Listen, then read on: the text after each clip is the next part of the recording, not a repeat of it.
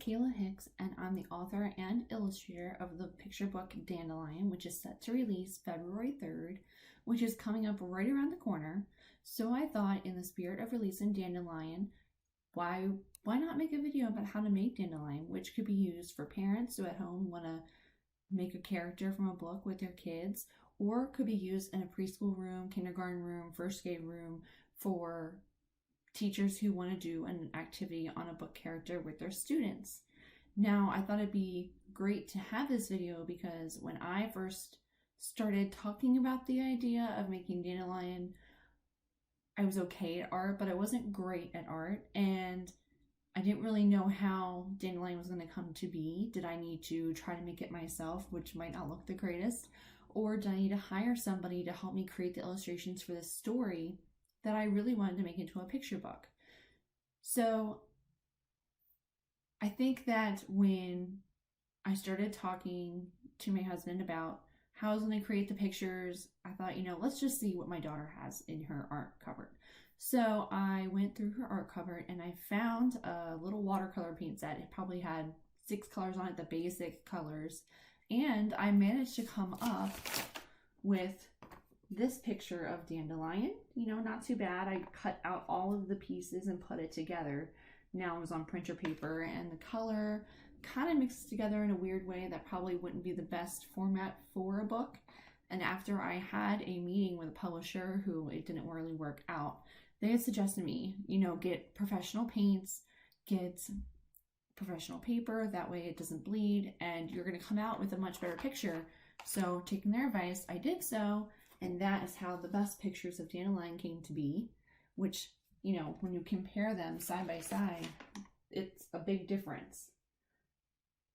You can still create a great picture with basic colors, but, so it's great for a classroom or kids at home who can, use watercolors and create something, just like this, which, shows their art and creativity and what they can create.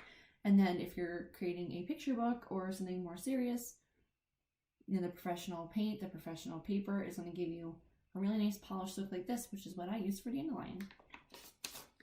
And Dandelion pretty much took me probably 3 years to create and 6 attempts, 6 times going through all these pictures and trying to create it myself. So not an easy feat whatsoever. So I thought it'd be really great. I'll show you guys steps by step how I make Dandelion, how I mix the colors, and all of that great stuff. So I'm so excited to see what you guys think about this video, and maybe even what you guys create from what you guys use for yourself for Dandelion.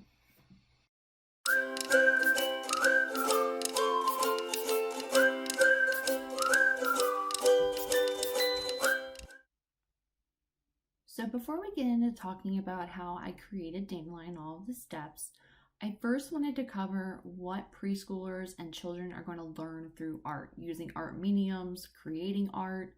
So one of the first things is that they're going to expand their vocabulary to include words such as texture, relief, and overlapping.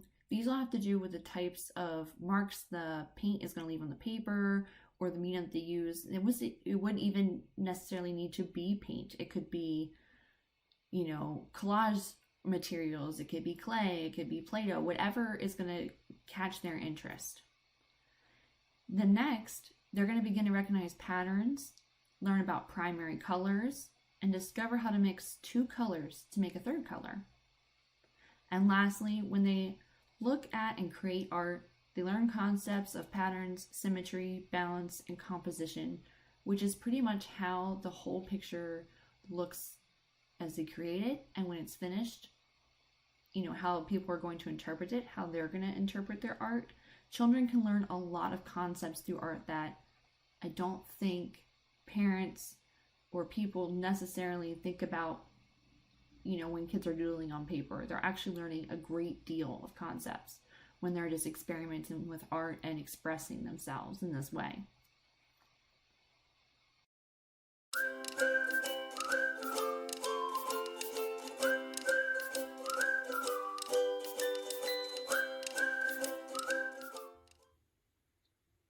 So something that is important to remember about using watercolors when you are painting a picture, which, is something that you can also teach kids as well, is that you need to clean your brush in between each color, which is something that children don't grasp right away, and then it mixes, all the colors to brown or black, which doesn't produce the best colors for them. So something that's great to teach kids is, you mix your colors on the side. And each of these, basic paint kits like my daughter had, it comes, clear case on top, which you open and lay on the side, and you would dip your paintbrush in the water and then put it in the paint, put it on the side, dip your paintbrush in the water again, and then put your paintbrush in another color and mix that on top on the side. So you're not mixing all of your colors together. Something really basic and something really easy to teach your kids when using watercolors.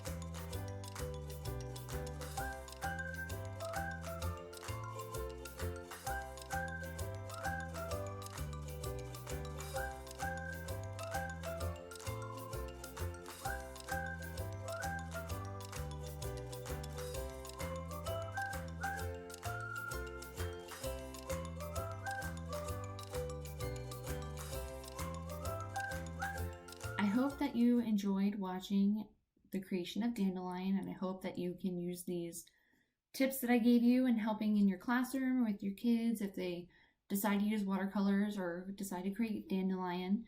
Be sure to look out for Dandelion, which drops February 3rd of 2023.